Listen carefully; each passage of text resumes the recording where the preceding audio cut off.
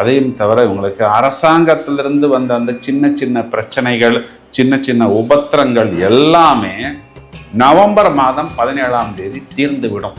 இந்த இடம் பூமி சம்பந்தப்பட்ட விஷயத்துல எங்கெல்லாம் இவர்கள் கோட்டை விட்டார்களோ, எங்கெல்லாம் இவர்கள் பிரச்சனை டென்ஷன் என்று அனுபவித்தார்களோ, அது சம்பந்தப்பட்ட அனைத்து விஷயங்களிலும் ஒரு தெளிவு, ஒரு ஏற்றம் அப்படிங்கிறதை கண்டிப்பாக ரிஷபராசிக்காரர்கள் பெறுவார்கள். இந்த அனைத்து பிளஸ் பாயிண்ட்டுமே கண்டிப்பாக ரிஷபராசிக்காரர்கள் பெறுவார்கள். இது என்ன நம்ம இங்கே கவனமாக இருக்கணும் அப்படின்னா, இது ஒரு ஆக்ஷன் மோடு அப்படின்னு சொல்கிறோம் பார்த்தீங்களா.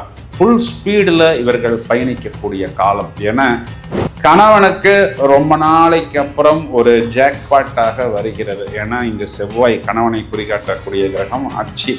அப்போது அவங்க கொஞ்சம் கணவனை மிஸ்ஸிங், அதாவது கணவன் என் பக்கம் இல்லை என்று வருத்தப்பட வேண்டிய ஒரு சூழ்நிலை என்பது கொஞ்சம் தற்காலிகமாக ஏற்படும். வயதில் மூத்த நபர்களாக இருந்தால், குறிப்பாக அந்த டயபெட்டிக்கு, ஹார்ட் சம்பந்தப்பட்ட ப்ராப்ளம்லாம் இருக்கிறவங்களாக இருந்தால், சுக்கிரன் சொந்த வீட்டில் இருக்கிறதுனால கொஞ்சம் கூடுதல் இந்த உணவு கட்டுப்பாடு எடுத்துக்கொள்வது, ஃபிட்னஸ் போன்ற விஷயங்களில் கொஞ்சம் கூடுதல் கவனம் எடுத்துக்கொள்ள வேண்டும்.